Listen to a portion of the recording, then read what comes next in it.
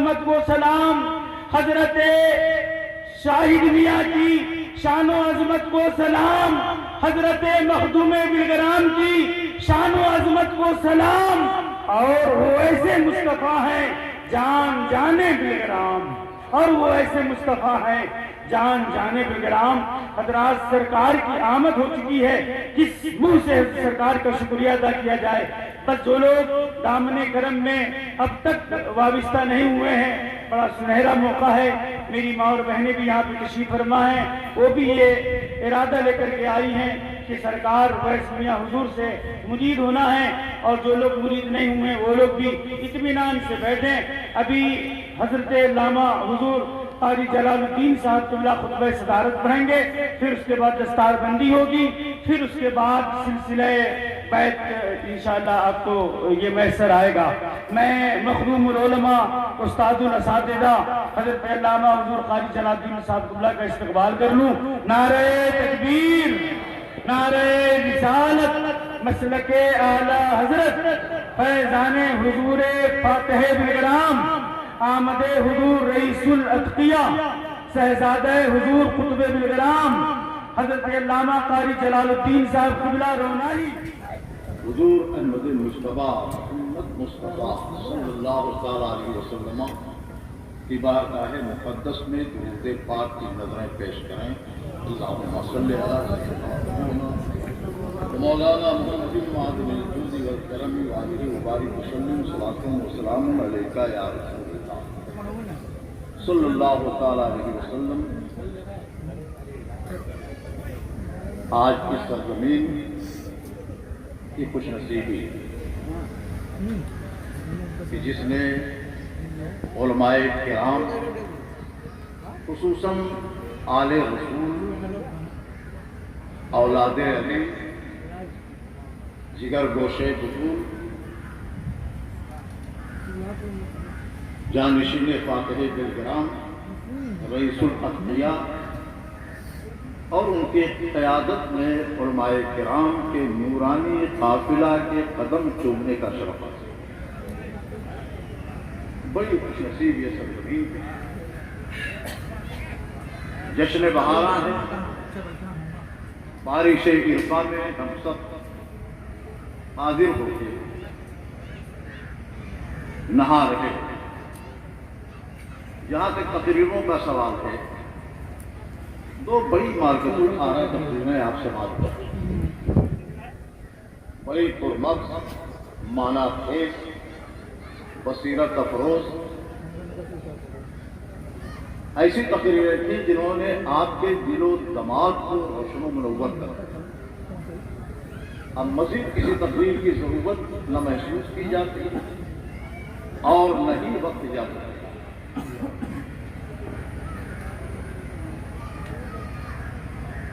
یہ سرزمین ہمیشہ ایک جلیل القدر مجاہد، مسلک اعلیٰ حضرت کے نقیب ہی نہیں بلکہ مکمل طور پہ ایمان و یقین کی شجرتاری کی آبیاری کرنے والی عظیم شخصیت جسے بلبل ہند، پیر طریقت حضرت علامہ مفتی رجب علی صاحب قبلہ نالپاروی رحمۃ اللہ تعالی علیہ کے نام سے یاد کریں. جہاں تک میرا مطالعہ ہے اور ذہن کام کر رہا ہے، میں نے حضرت کی موجودگی میں بھی اس سرزمین کا سفر کیا اور حضرت سے غائبانہ طور پہ بھی آیا، لیکن جدھر جدھر نظر گئی دلوں کی دنیا عشق رسول سے آباد، جس میں بلا شبہ ایثار ہے، قربانی ہے. حضور سیدنا بلبل ہند رحمۃ اللہ علیہ، آج ان کی جسمانی یادگار یہاں پہ موجود ہے. حضرت محمود ملت کی طریقت، وہ دیگر ہمارے علماء کرام کا بڑا طویل سلسلہ ہے. یہ مولانا محمد شفیق صاحب کا خروس اور ان کی گوناگون صلاحیتیں ہیں جس کی بنیاد پر اتنے علماء کو سرزمین پورے بھارت کو اتار لیا ہے کہ جلسہ ہی نہیں بہت بڑی کانفرنس کئی دن ہوئی۔ اللہ تعالیٰ ایسے لوگوں کی خدمات کو قبول فرمائے، بہت بڑا کارنامہ ہے۔ محترم بزرگوں اور دوستوں، آج ہی اس کی دستان کرتی۔ سوال یہ پیدا ہوتا ہے، بی اے کی ڈگری حاصل کرنے والے کی دستار نہیں ہوتی، ایم اے کی ڈگری حاصل کرنے والے کی دستار نہیں ہوتی، پی ایچ ڈی اور ایم ڈی کی ڈگری حاصل کرنے والوں یا B B A M B A کی ڈگری حاصل کرنے والوں کی دستار نہیں ہوتی۔ دستار ہو رہی ہے تو بڑے بڑے کالجوں اور بڑی بڑی یونیورسٹیوں سے کامیاب ہونے والوں کے سر پہ تاج نہیں رکھا جاتا، البتہ چٹائی اور پٹائی والے مدرسے میں جو بے سر و سامانی میں زندگی گزار کر سامنے آتے ہیں اور پورا قرآن پاک اللہ کے کرم سے اپنے سینے میں محفوظ کر لیتے ہیں تو اتنا تاجور بن جاتے ہیں کہ ان کے سر پہ تاج دستار۔ نعرہ تکبیر، نعرہ رسالت۔ حضرت علامہ قاری جلال الدین صاحب قبلہ ناظم اعلیٰ جامعہ اسلامیہ رونائی، آمد حضور رئیس الاتقیاء، سبحان اللہ۔ اور پھر آپ تھوڑی سی توجہ فرمائیں، اس دنیا میں مرسلان عظام انبیاء کرام کی آمد کا سلسلہ بڑا طویل تھا، وہ ہزار میں نہیں لاکھوں، کم و بیش 2,24,000 علاج انبیاء و مرسلین کو لگا کر ان پہ آسمانی صحائف نازل ہوئی، اور 4 کی زبانوں پہ بھی نام آتے ہیں، 4 صحائف، توریت، زبور، انجیل، قرآن مقدس۔ سوال یہ کہ روئے زمین پر پورے بھار ہو یا سلطانپور ہو یا فیض آباد ہو، بامبے ہو، کلکتہ ہو، عرب ہو، سودان ہو، جاپان ہو، ہندوستان ہو، کوئی حصہ ہو، جہاں بھی رہنے والے، گردش کرنے والے، چلتے پھرتے، انہوں نے کوئی حافظ زبور دیکھا؟ انہوں نے کسی حافظ انجیل کو پایا؟ کسی حافظ زبور سے ملاقات ہوئی؟ یہاں زبانیں گنگ ہو جاتی ہیں، یکسر دل خالی نظر آتا ہے اور انسان ماوے حیرت میں پڑ جاتا ہے، لیکن ایک قرآن پاک ہے، اللہ کا کلام، جو میرے نبی حضور سرکار دو عالم صلی اللہ تعالیٰ علیہ وسلم پہ اللہ نے نازل کیا۔ یہ 30 پارے ملت کا جوان، ملت کا بوڑھا، ملت کا بچہ، عورتیں اور ہر حصے میں زمین کے قرآن پاک کا حافظ ہو گیا، اور یہ اتنی بڑی کامیابی ہے۔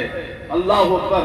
وقت نہیں ہے کہ میں کوئی تشریح کروں یا کوئی تقریر کروں، لیکن یہ ضرور میں بتاتا ہوں، اس روئے زمین پر سب سے زیادہ پڑھی جانے والی اگر کوئی کتاب ہے تو وہ قرآن مقدس، اور اپنی فضیلت بابی کی صورت میں آپ دیکھیں گے تو یہ اس مقدس کتاب کی سب سے بڑی خصوصیت ہے، انسان پڑھے تو ثواب، انسان سنے تو ثواب، قرآن پاک کی زیارت کرے تو ثواب، اور ایصال کرے تو ثواب، گنگنا کے پڑھے تو ثواب، اقرأوا القرآن بالحروف العرب کا اعتبار کرے تو ثواب، زینوا القرآن باصواتہم کی صورت میں پڑھے تو ثواب، جس طرح سے بھی پڑھے تو ثواب ہی ثواب۔ سوال یہ ہے کہ یہ کلام اللہ پاک کا ہے، دنیاوی کلام کی نوعیتیں ہوتی ہے کہ نہ تو اس کی کوئی حیثیت ہوتی ہے، نہ کوئی لذت ہوتی ہے، نہ چاشنی ہوتی ہے، نہ حلاوت ہوتی ہے۔ یہ قرآن پاک ہے جس کی حلاوت، جس کی تازگی اور جس کی لذت تو مومن آج بھی محسوس کر رہا ہے اور قیامت تک محسوس کرتا ہے۔ قرآن ایک آئیڈیل ہے، قرآن ایک نمونہ زندگی، قرآن اللہ کی کتاب ہے، ہر زمانے کے لیے، ہر عصر، ہر دور کی رہنما ہے یہ کتاب۔ آپ ذہن کو حاضر کریں، یہی تو وجہ ہے نہ جانے کتنے انقلابات زمانے رسالت سے آج تک آئے، اور نہ جانے کتنی تہذیبیں بدلی، نہ جانے کتنے تمدن کے معیار بدلے، نہ جانے کتنی زبانیں گنگ ہو کر کے رہ گئیں، نہ جانے کتنی زبانیں شکست خوردہ ہو گئیں، نہ جانے کتنے ادب پہ پردے پڑ گئے۔ اس معنی کر کے بھی قرآن کو سمجھ لیجئے۔ آج دیکھیں حماسہ اور نابغہ وغیرہ کی عربی ناقابل قبول ہے، یوں ہی موجودہ دور میں غالب اور شائستہ کی اردو نہیں رہ گئی۔ آج شیکسپیئر کی انگلش بازار ادب میں نہیں استعمال کرتے، نہیں کی جا سکتی، لیکن ایک زبان ہے، ایک کلام ہے جو 1400 سال پہلے جس طرح اپنے آخری نقطے عروج پر تھا آج بھی ہے، اور قیامت تک اس کی تہذیب و تمدن اور اس کی فضیلت باقی ہے۔ یہ وہ قرآن مقدس ہے جن کو پڑھ کے بچوں نے حفظ کیا۔ چٹائی اور پٹائی والے مدرسے کا نام لوگ اپنے کالجوں کا تذکرہ کرتے ہیں، واللہ جو کمال، جو کامیابی ان مکاتب میں، جامعات میں ہے، مدارس میں ہے، وہ اور کہیں نہیں مل سکتی۔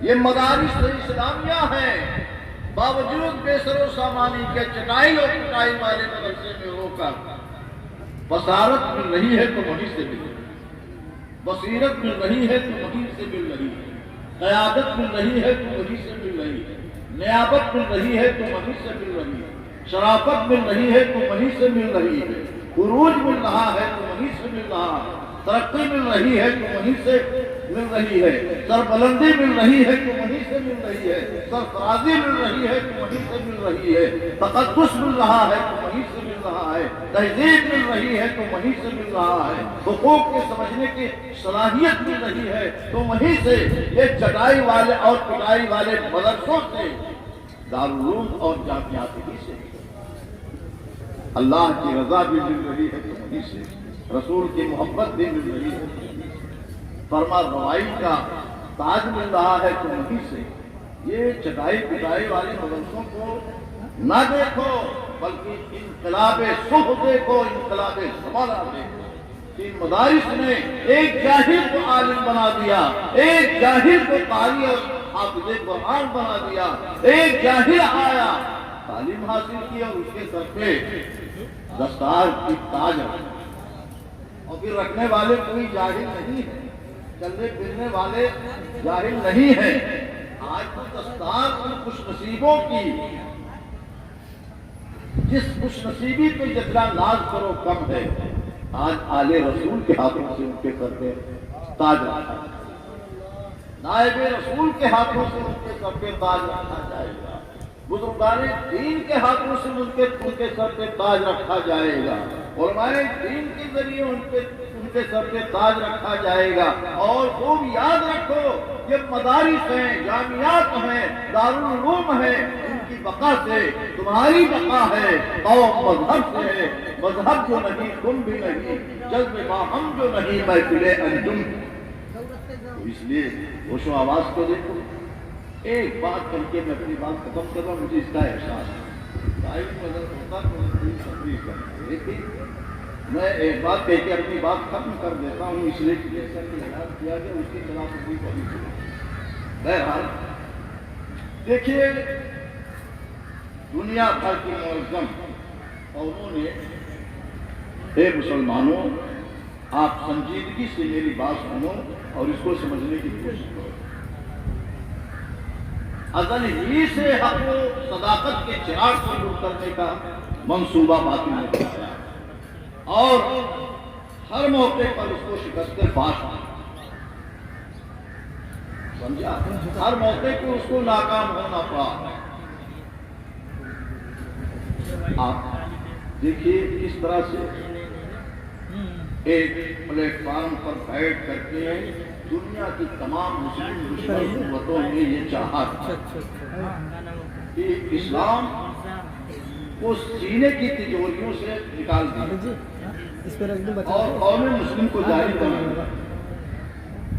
اس انٹرنیشنل حیثیت کی سازش میں باہر بھی تھے، مشرکین بھی تھے، مجوس بھی تھے، مسیحی بھی تھے، زرتشت بھی تھے.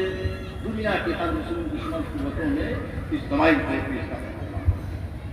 لیکن اے لوگوں، اس ان کے انٹرنیشنل سازش کو ناکام کرنے کے لیے کوئی کچکلاہے زمانہ سامنے نہیں آیا، کوئی شہنشاہ وقت زمانہ نہیں آیا، کوئی کلید بردار نہیں نکلا. اگر نکلے اتنی بڑی سازش کو عالمی ناکام کرنے کے لیے تو قوم کے غیور غریب مسلمان انہوں نے اپنے کھیت کی پیداوار سے 2.5% زکوٰۃ کی رقم دی، فطرہ کی رقم دی، اور ان رقموں کو لے جا کر کے جگہ جگہ مولانا محمد شفیق صاحب جیسے مخلص دین کی خدمت کر رہے تھے ان کے ہاتھوں میں دیا کہ زمانے نے یہ چاہا ہے، دشمنان اسلام نے یہ چاہا ہے ہمارا تشخص مٹ جائے، ہماری انفرادیت مٹ جائے اور ہم جاہل بن جائیں، اور ایسا نہ ہو تو کم از کم مذہب سے نابلد ہو جائے. بغلیہ جو ہے اس سازش کو ناکام کرنے کے لیے لے کے آئے ہیں، انہوں نے سے لگایا اور اسی فطرہ زکوٰۃ عطیات اور صدقات کی رقم سے جگہ جگہ جامعات دارالعلوم اور مدارس مکاتب قائم کیا. اور ان کو قائم کرنے کے بعد یہاں یہ سازش دین رک جائے، سینے سے ایمان ختم ہو جائے، انہیں اداروں نے سینے کے ایمان کی حفاظت کی اور اللہ کی معرفت کرائی اور پروردگار عالم کی عطا سے عروج و سربلندی اور طاقت ہوئی. آج اسلام دیکھا جا رہا ہے، دکھائی دے رہا ہے اللہ کے فضل سے، اور یہ سب چلتا ہے دینی درسگاہوں کا. یہ عطیہ ہے. اللہ تعالیٰ ان دینی درسگاہوں کو سلامت رکھے، باقی رکھے. ہم دعا گو ہیں کہ اللہ پاک گلشن حبیب جو مدرسہ یہاں ہے جس کے زیر تمام یہ جلسہ منعقد ہے، مدرسہ دارالعلوم اشرفیہ گلشن حبیب کو دن دگنی رات چوگنی ترقی عطا فرمائے. اور اللہ تعالیٰ اس کی خدمات کرنے والے منتظمین، مدرسین اور مولانا محمد شفیق صاحب اور ان کے جتنے معتمدین اور ساتھی ہیں جو ان کے ورکرز میں، سب کو اللہ تعالیٰ اس کام کو مضبوطی سے لگائے اور سب کی خدمات کو قبول فرمائے.